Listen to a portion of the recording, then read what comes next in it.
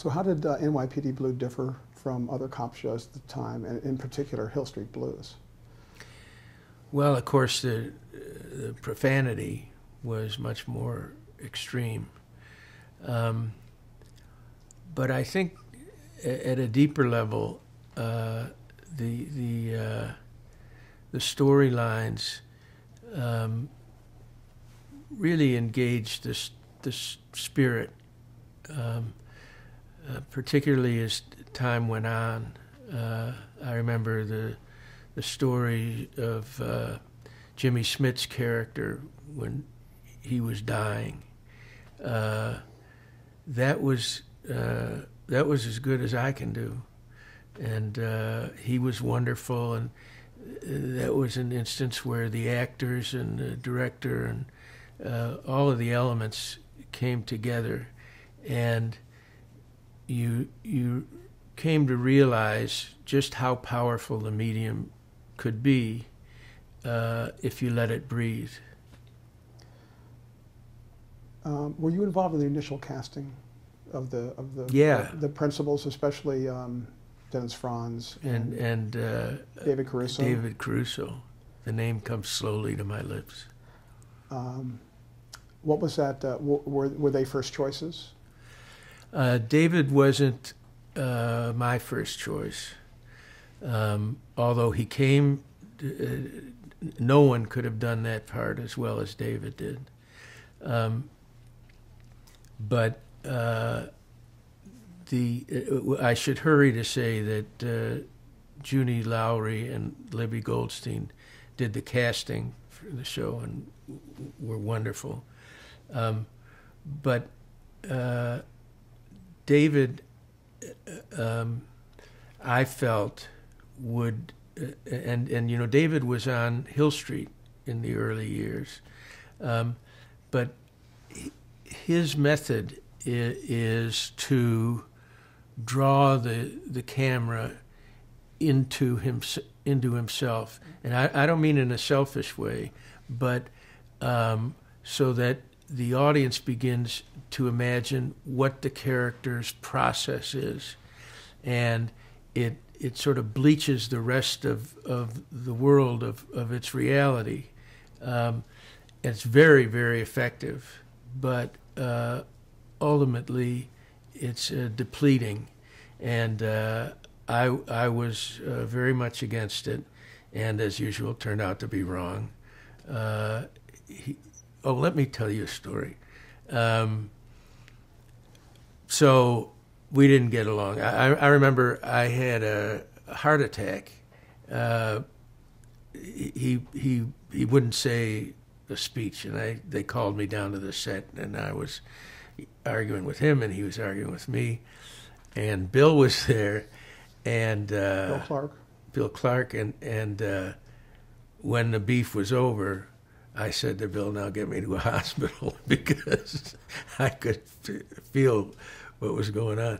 But so David finally left the show. And what brought me down to the set was David's question was, "Who writes this shit?" So David left the show, and we would see each other every so often, and you know, we were civil but never friendly. So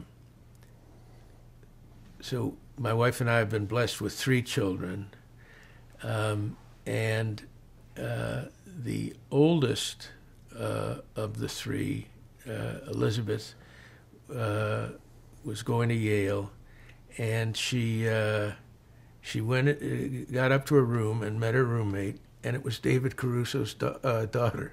Wow. What are the odds of that? I know. And they became best friends, and I was lucky enough to recover, and when the time for graduation came 4 years later, Dave and I got to spend a good hour together, and so I consider myself very fortunate in that regard. You asked me a question, I forgot. Okay. I'm answering something No, that's else. good. It was a good story. It was a great story. But about casting, so was Jimmy Smits considered before Caruso for a role, and then turned it down, but came back finally as Bobby Simone? There were overtures toward Jimmy, but he made it clear at the time. I think he was in David and Bathsheba or something, and made it clear that he wasn't interested. And then about a year and a half later, he got interested. And was Dennis Franz always considered to be the first choice for Sipowicz? Yeah, absolutely. Did in those early days of casting, did Caruso and Franz, did they read together? Or? No. Okay. Never, nor were they ever particularly close. So which is to say they couldn't stand each other. Okay. Well, I think it's been widely reported, or certainly rumored, but what was your writing process on NYPD Blue? I think it was just an extension of the way I'd worked on Hill Street, except I was a boss, and I tried to take more seriously getting scripts in on time, and the things that bosses do. I never got very good at it, but I tried harder, and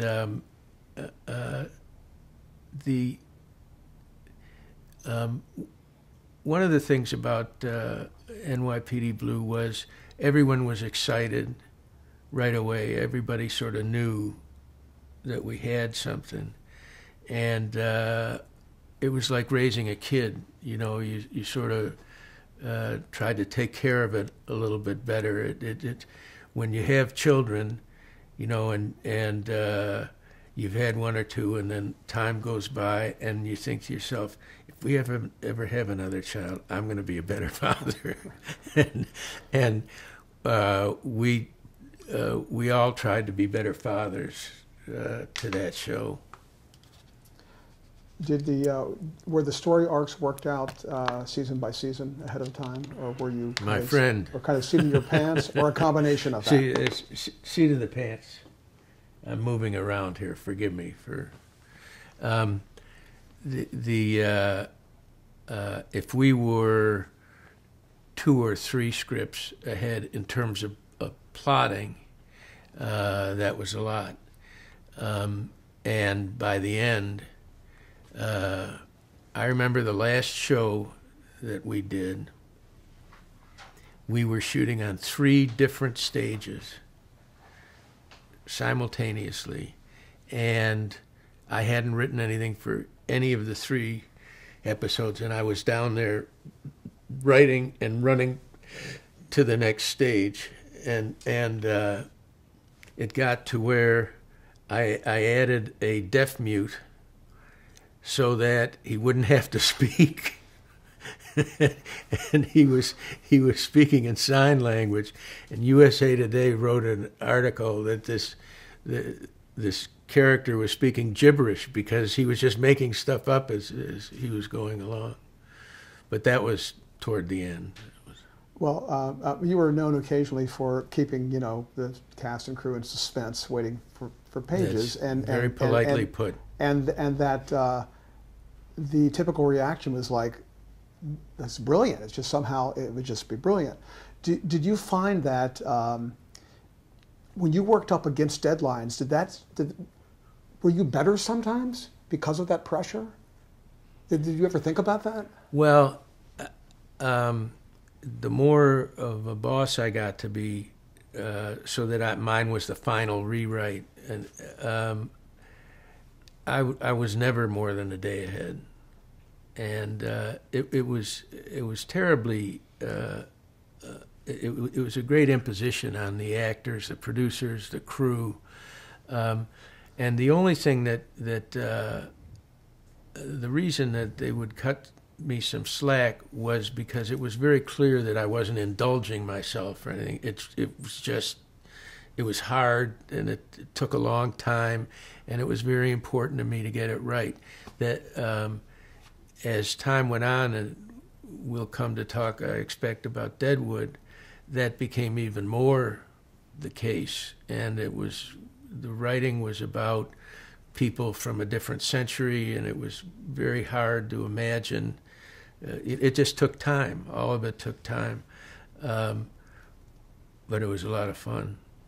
When you talk about imagining the language, as part of your process when you write, are you hearing the voices of the characters in your head as you're writing the words? Sometimes. Those are the good days. Okay. Then you feel like you're stealing, because the guy's talking to you. You know, you just sit there and say, just go a little slower. And tell me what Milch speak is. I don't know. Well, it became known as Milch speak, but the terminology, the phrasing of the dialogue in NYPD Blue had a very distinctive rhythm to it.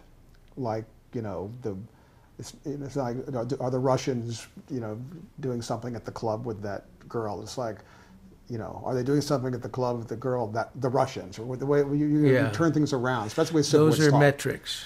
And it's the same way that when you use profanity, if the metrics of the profanity aren't right, it sounds stupid. But you find most people in the street speak Milch speak. Or I should be more humble and say that my characters speak like people in the street. And it has to do with, I think that there's a natural poesy in the way that most people speak, but you just have to listen and be hospitable to some grammatical inversions. Well, I think that's fit in the tone of the show because of that, and the casting made it feel real. I mean, yeah, I assume that was the intent. Yeah, to make it not just feel like TV actors walking through a scene, that's right, but like, wow, so like this could have been a documentary or something like that. How was Dennis Franz to work with the language and the character? He was a pleasure. He was a pro, and he just. It was a burden on him because that the words came so late, but he enjoyed the character a good deal, and he spoke the way we're talking about very comfortably and naturally. And then there was cop slang that I assume, did this come from Bill Clark? The words like perp and, you know, reaching out, lawyering up, and things like that. Was that? Those are all real police expressions, and you know the way teenagers develop a special language, right, and it's meant to be not only to communicate with each other, but to exclude others, to exclude adults or other groups, and police feel misunderstood. They feel that people don't understand their job, and they develop a language which has a double purpose. One is to communicate with each other, but the other is to exclude civilians. So you know, they'll say, "Oh, he's a 27, this fucking bum," and you know exactly what they're talking about. But if they get arrested or something, and they say, "Did you use this kind of language?" He says, "I said 27. I was just thinking what time it was." You know, so. And the audience comes to enjoy that a little bit because they feel as if they're part of the special group rather than being excluded. Did you develop a Bible as such for the other writers on the show? That would be an insult. Well, in terms of terminology, they just kind of picked it up? They had a sensibility for that too? I'm going to drink some water. Okay. Well, as you're drinking, let me ask this.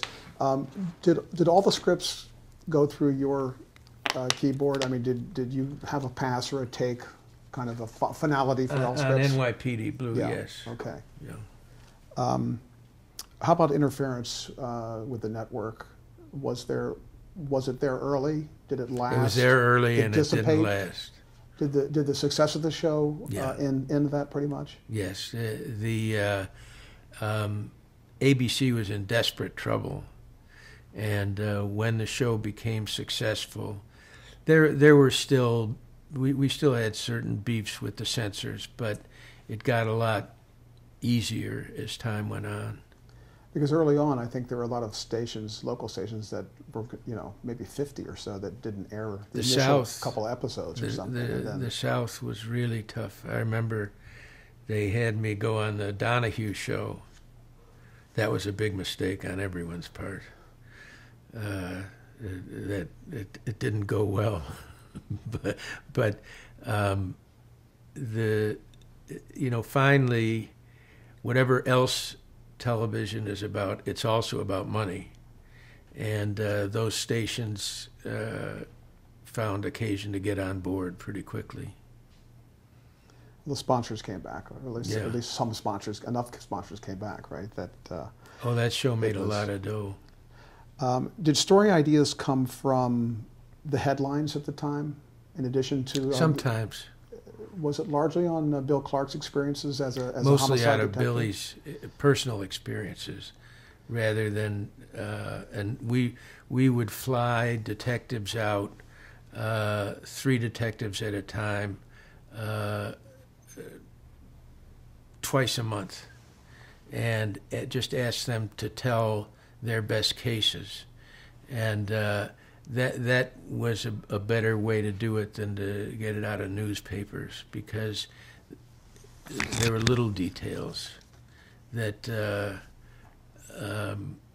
whereas a cop might think, well, this isn't worth telling because it's not a big case or a big event, but it's the little details that make the story work, and you can draw that out if you establish a relationship with the cop.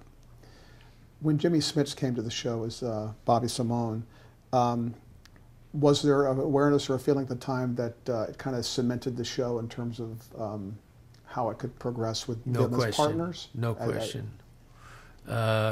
Because they really were partners. David's a wonderful actor, but he is not a generous actor. And that's just part of his process. Doesn't make him a bad person. But it's the way that he works. And Jimmy and Dennis were always working to help each other. Were you talked about Bochco being kind of the production end, but were you hands-on also? Did you come down to the set? Well, by that time I came down to the set, but it was to talk about the language. Believe it or not, there were actors who said nobody ever speaks that way, and I tried to, reason it out with them. And what did you say? What was the kind of gist of what they might object to or have a problem with? Well, it wasn't the way that they were used to performing, and so they were afraid that they were being made to look foolish. But pretty quickly, I remember Gordon Clapp had real problems early on, and then he became a great acolyte. He really enjoyed it. He was a wonderful actor. Among the episodes, again, I'll ask the question if there are any that particularly have meaning for you personally or stood out or that you were proud of in particular. Yeah, there was one called. It had Israel in the title. Lost Israel. Lost Part Israel. 1 and 2, actually. Yeah. And there was a deaf mute. After I had my heart attack, I started going to the gym, which I ought to start doing again, an aside. But there was when I would leave the gym, as I was driving home, there was a homeless deaf mute that I would stop and, just sit with a little bit. And his name was Israel. And I wanted to make a story for him. And as I worked on it, it got bigger and bigger. And that I think that's probably the favorite one that I worked on. It was a two-parter. There was I think the second part was actually a 90-minute time slot, Yeah. actually, and it involved quite an extensive kind of murder mystery, and it seemed like almost, if you want to call it a special episode, but it wasn't quite like what might be a typical episode. Yeah, you know what happened was I just started writing, and it just kept getting longer and longer and longer, and by that time the network was hospitable to, sort of letting things go. When Bobby Simone, the character, left, how was that for you to write and be involved with that episode where he died? That was tough. That was tough. Everybody worked so hard on that episode because Jimmy had brought so much to the series, and in a way not dissimilar to the Lost Israel episodes, you try and break down the barriers and just you bring everything that you have, and that's how we worked on those episodes. And when he passed, it really felt like he passed. You left the series before it ended. Mm-hmm. What were the circumstances? Why did you leave? It had gotten so bad in terms of my work process. It was a burden on so many people. And I'd sort of had my say. And Stephen didn't fight too hard to keep me. The first season after I left, I did consultancy work, but Bill developed a stronger and stronger role in the show, and finally Stephen felt that it was okay, if I stopped consulting on it. And by that time I was doing other work, so it was time to go. The actors who took over kind of for Bobby Simone, and then as more characters came into the show, do you think that it was successful in terms of keeping the tone alive and keeping? It was sort of a surprise, actually, to some people when, like Paul Gosselaar took over. Yeah. And before him, I can't think of the actor's name, but he was known for being a child actor. Oh yeah, Ricky Schroeder. Ricky Schroeder, right. But both those actors seemed to get a lot of respect when they became part of that family. They did very well. They did very well. So what do you think the legacy of that show is, NYPD Blue? I think it was very much of its place and time. I think that it set a high standard for network television. That because it was network television, that didn't mean it couldn't aspire to excellence. And every show that's good is good in its own way. And that show was a very good example of itself. It was a living thing, and it meant an awful lot to a lot of people. What about awards? How do you look at awards, and how did you take? I think you won 2 Emmys for writing at NYPD. How did that compare to your early win on Hill Street? Was it the same feeling or different at that time? Well, I was sober, so that made a difference. After I had that heart attack, I got sober. And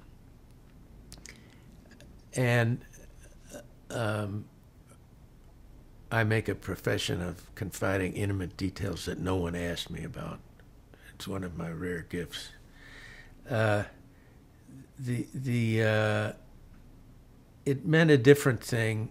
The first kinds of Emmys were, look at what these idiots are doing. I've got them fooled. And then later on, I came to respect the work that I was doing, and I was grateful for the recognition. Did the Peabodys mean more, or did it have a different feel than winning an Emmy? What meant a lot was the Humanitas Awards. May I tell you a story that'll take about 2 minutes? Please. The Father Kaiser was the head of the Humanitas prizes, and I won my first Humanitas prize when I was on Hill Street, and then as I described, after certain incidents, I got sober, and I won again for Lost Israel. And Father Kaiser was this goofy-looking guy. He was about 6 feet tall, and he looked kind of like a frog. But I stood up and said that I never liked Father Kaiser very much. I always thought he was a bit of a poseur, and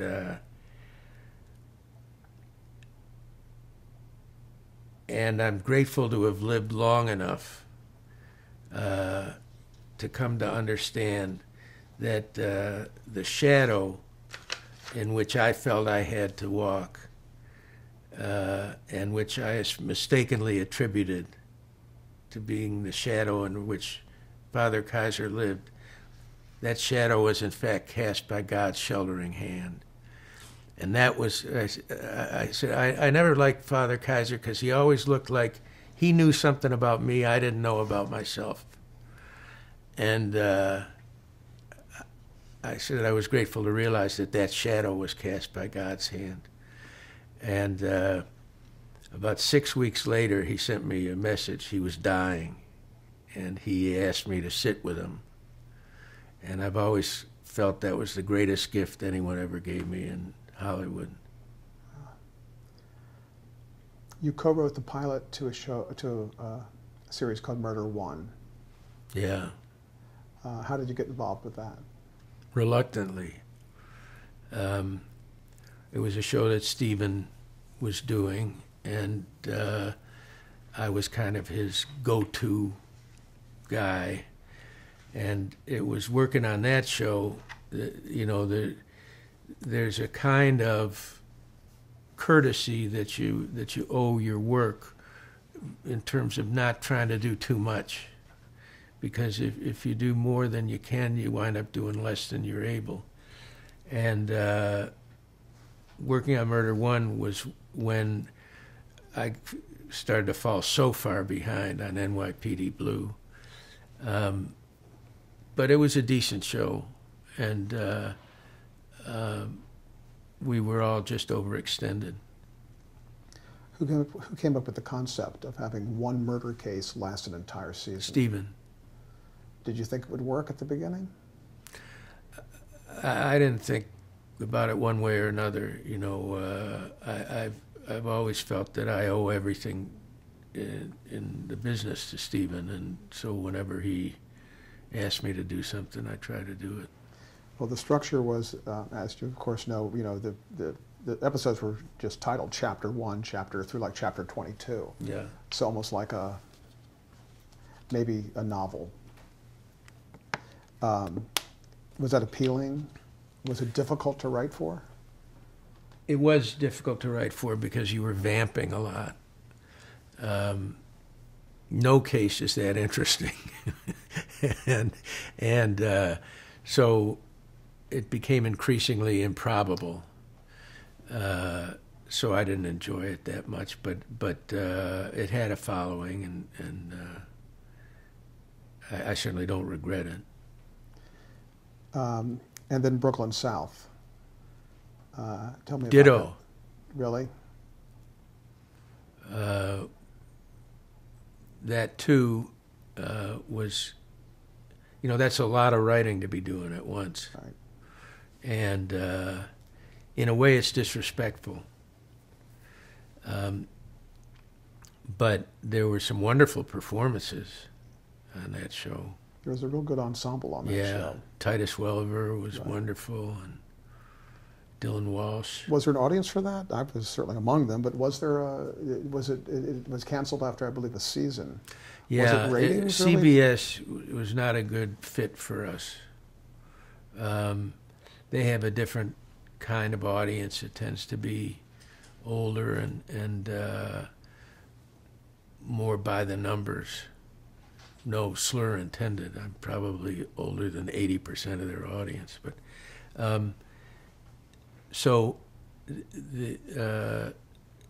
but mostly the problem was we didn't have the time to be doing what we were doing, and there's a kind of hubris and a kind of addiction that gets developed where the network says you're the only ones who can do it, and you start to listen to that bullshit,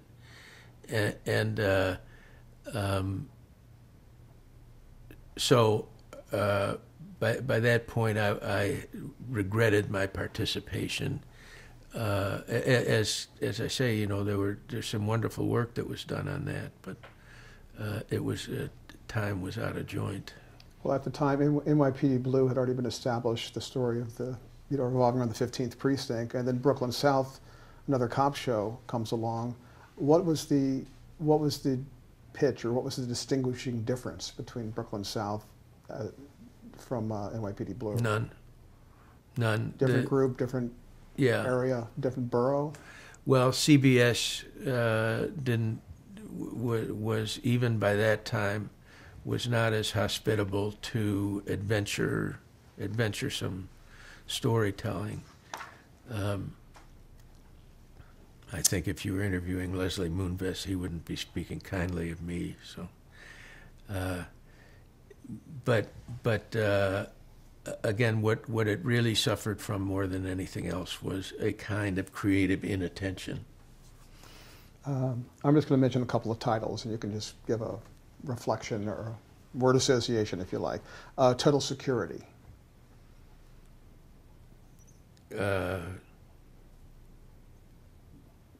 No opinion. Okay. It could have been a good show. It was a lovely premise about retired detectives who were trying to make a living as private detectives, and again, if we had given it the time and attention it deserved, it might very well have turned out well. And a show you created called Big Apple. Yeah, I loved that show. What was the premise? It was cops, an older cop and a younger cop. There was nothing particularly novel or revolutionary in its premise, but it was very well done, and the acting was extraordinary. Eddie O'Neill was just superb, and Michael Madsen was very, very good in that show. I enjoyed working on that a lot, but I was living in a hotel in New York, and I missed my family, and it wasn't a happy personal experience, but I've had occasion to see those episodes, and they hold up. There doesn't seem to be a general awareness among viewers that Ed O'Neill has dramatic chops and not just comedy chops. He's got serious chops. Yeah. So let's talk about Deadwood. Okay. How did it come to be? What were the beginnings of Deadwood? I pitched a show about ancient Rome and how the cross came to be the organizing principle for that society. Rome at the time of Jesus. And I got all done with the pitch, and they said, "That's terrific, but we got one," because they were already preparing a show about Rome. So I said, "Don't go anywhere. I got even a better idea," and I made up essentially the same show, except set in the Dakota Territory. And instead of it being about the cross, it was about gold. And they liked that one. And I sure liked working on that. People will easily categorize Deadwood as a Western. Do you call it a Western? Or what comes to mind if there's a word or two to describe it? Well, it's a Western in the same sense that NYPD Blue was a police drama. It's any show which is ambitious is meant to transcend itself, to transcend its own conventions, and to transcend as opposed to negate or refute. So, although a show has the marshal and the bartender and so on, there's always the feeling that something else and more is going on. And Deadwood was as good as I know how to do in terms of realizing the characters and realizing the situations and not distorting them for any outside reason. And it was a privilege to work on that. So tell me about the premise. What was the world that you initially tried to create with Deadwood? Well, it was meant to be a world without law. That is, there was a marshal, but nobody paid any attention to him. And the fiction that gold could be made the equivalent of the thing that it was supposed to represent is a pathology. We're about to go over a fiscal cliff. Because the symbol has been so distorted and bleached of meaning that, and people are saying, well, what can that possibly mean? We're going over, it's just paper.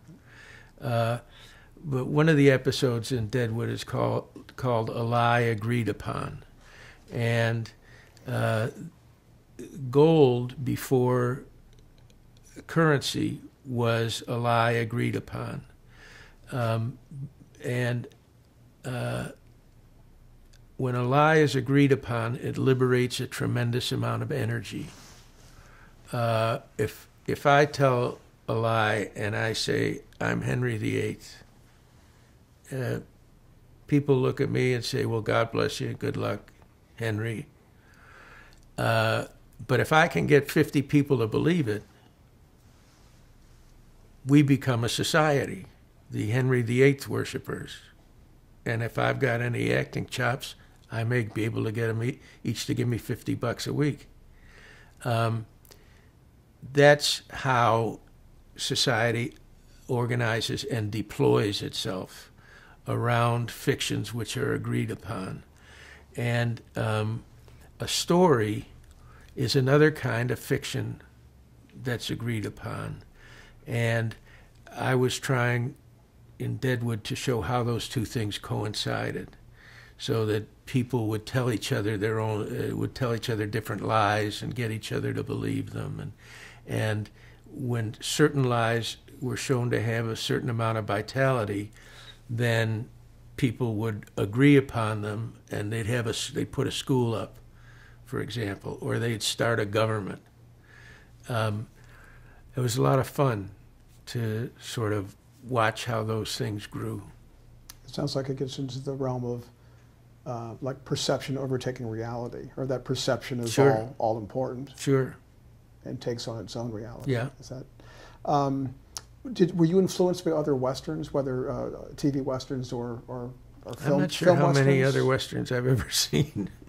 No, let's see. I saw Shane, and I saw the True Grit. I think that's about it. So what led you to be able to write these rich characters? I did a lot of research, and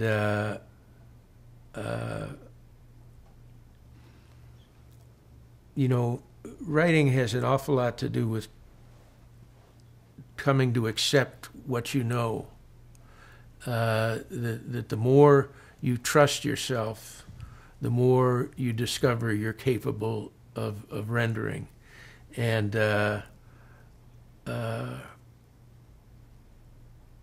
I just kind of said, well, shit, why not? You know, what can they do? Hang me? What was the difference between doing a show like Hill Street with MTM and doing a show like Deadwood for HBO? Well, I don't know how the other shows are for HBO, but HBO left me alone because they thought I was crazy. In a good way? I guess, you know, in a good way and in a bad way. Now they have minders for me. But they, for better or worse, they sort of felt like they knew what they were getting. So it was, you know, crazy to try to raise me over again. And they liked the work. How did you approach mixing fictional events with historical events at the time for Deadwood? I really don't think that there are that many differences. If you have the human spirit doesn't have too many variants. You know, it operates in different settings, but its truths tend to be universal, and at least that's the fiction I choose to embrace. You know, when I work. Did you have boundaries in terms of crossing the lines between fiction and history, or was it sort of what felt right for the story? Well, I did. I mean, I did my research, and I didn't do anything that I knew hadn't happened. All the stuff with Hickok and all of the characters are based on real people, and I spent a lot of time up there. I gave them a library. Tell me about the character of Now Al. they send me late notices. Oh, well. No, I'm kidding. Tell me about developing the characters, especially, let's start with Al Swearingen. Well, let me do this and then I'll tell you. How are we doing for time? I've got all the time in the world. It's we're doing pretty well, I think. Yeah. But wait, 1 sec. Okay, we're going. Yeah, it was a question about Al Swearingen. Oh. And he was a real guy, Al Swearingen, and he was a bit of a shitbird in real life. But as I worked with the character, I came to having a bar and taking money in payment for liquor or for women creates a society. And it's a mistake to identify that type of society as different from, say, a family. If people devote their energies to it and find their relaxation there. And so even against his will, Swearingen comes to be a builder. And however grudgingly, he winds up holding meetings of the in his bar of as they vote on creating civic institutions. I'll tell you when I came to understand a little bit about that character. I was writing the second episode of Deadwood, and we had come to the last shot of the second episode, and I didn't have the vaguest idea. I knew that Swearingen was supposed to kill this little girl, and I couldn't write it. And I finally said to Ian McShane, go in there and try to kill her and have it turn out that you can't. And that's what he did, and that liberated the perception in me that even a shitbird is capable of isolated constructive gestures.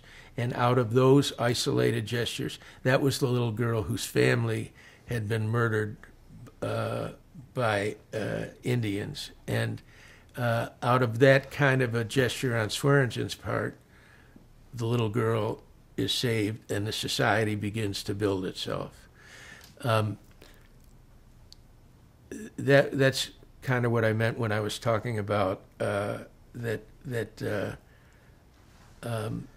we discover, if you're sticking with your work, you discover truths about it that aren't present when you begin, and that's the real fun.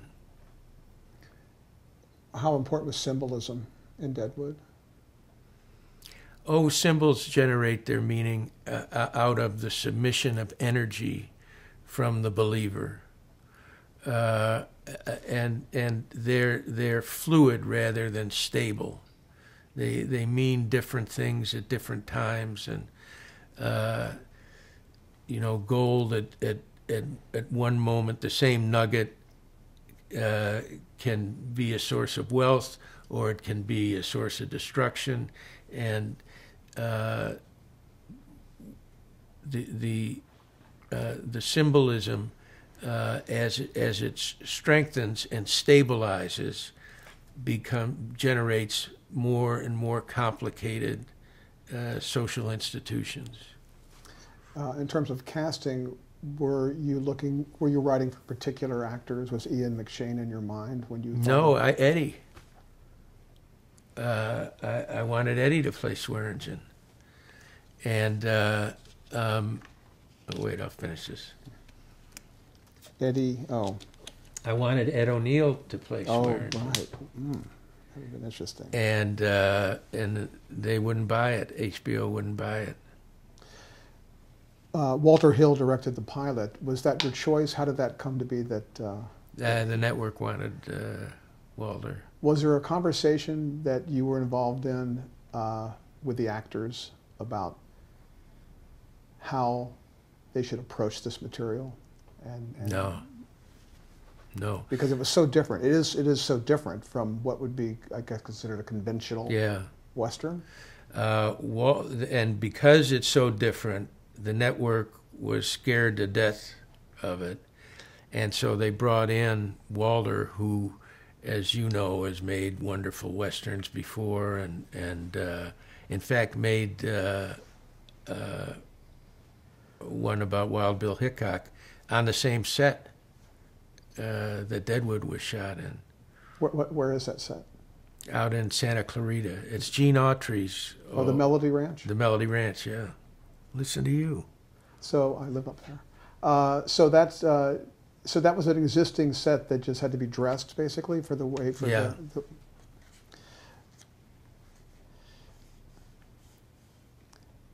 what was P.C. Lyle's involvement? AC. I'm sorry, A.C. Lyle's involvement. Negligible and irritating. That's succinct.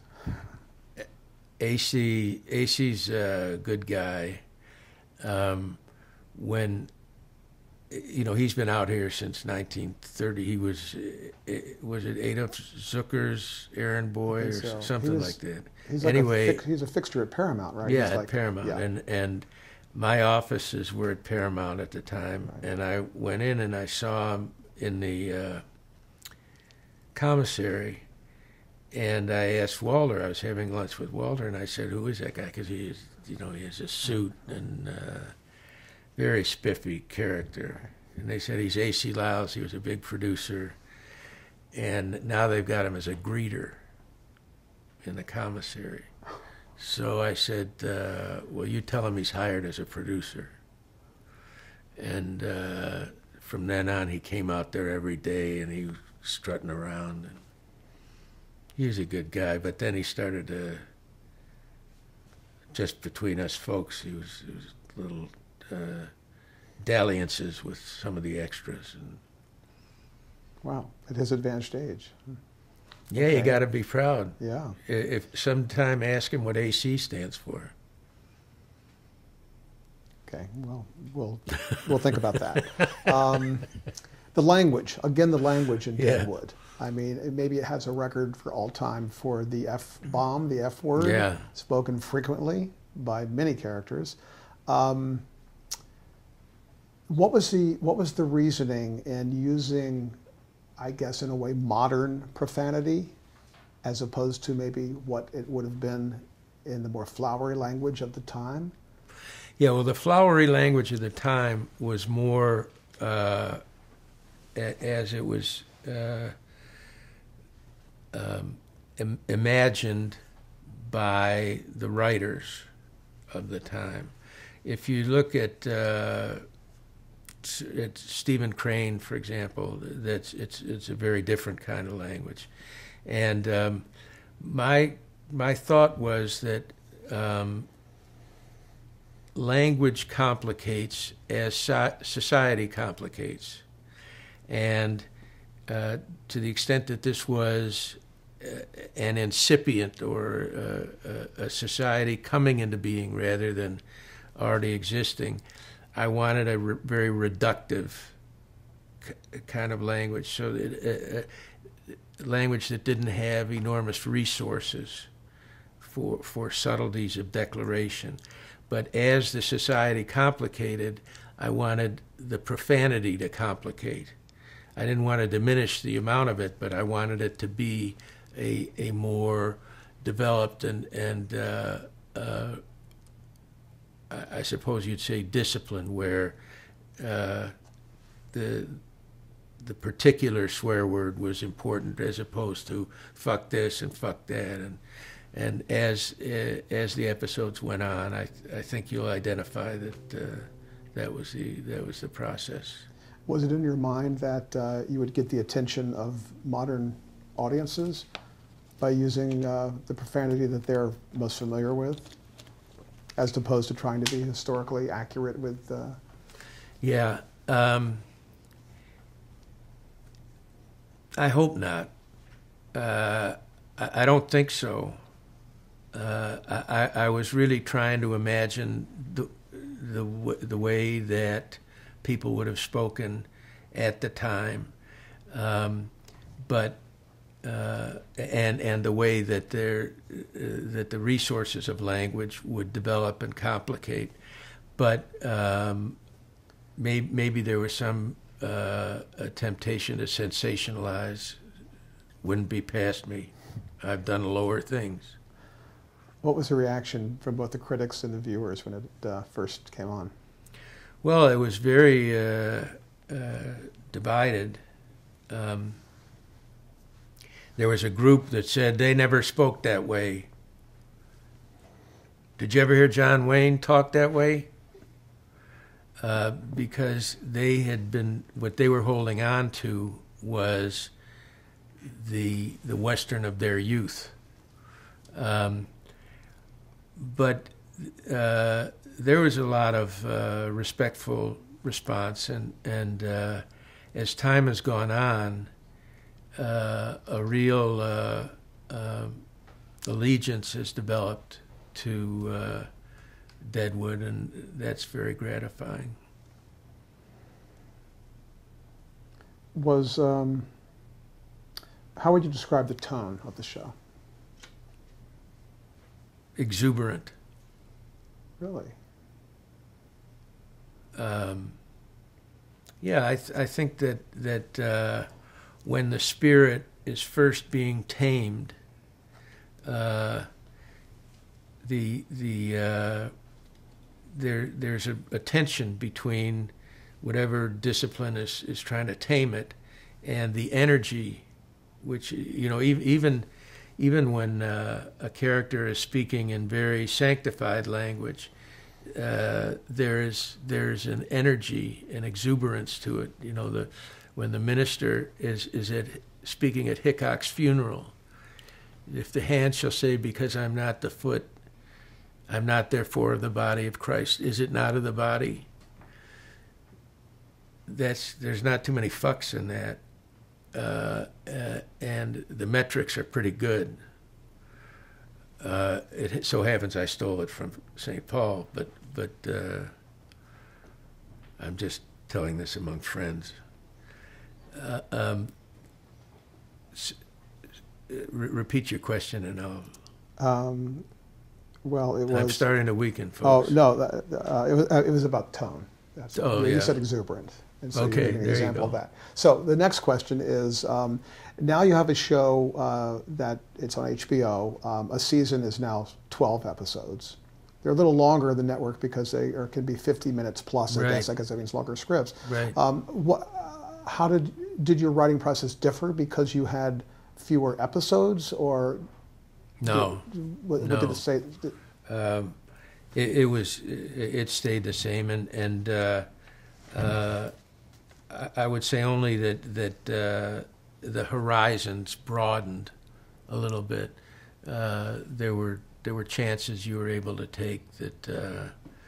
I remember there was an episode where they needed a scene right away, and I wrote a scene where Swearingen was complaining to a prostitute that she had started to give a blowjob in different ways from the way she had used to, because he couldn't deal with the fact that he was developing impotence, so he had to blame her. Now, the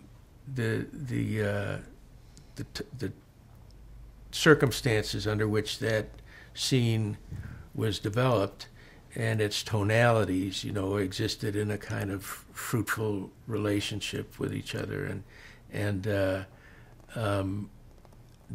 that was an instance where the network got a little hinky.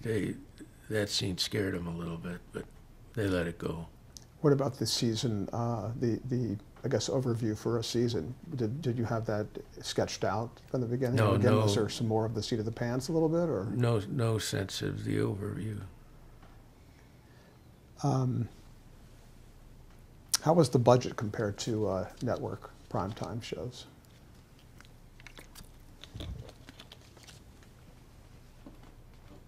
I'm getting good at this. You know.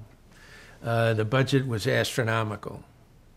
It was easily higher than the NYPD Blue budget, and it was only half as many shows. But HBO was going for the gusto. You know, it had what they were looking for in their audience. And so I never got a note about cutting down the expenses. Okay, we'll continue with Deadwood on our next tape.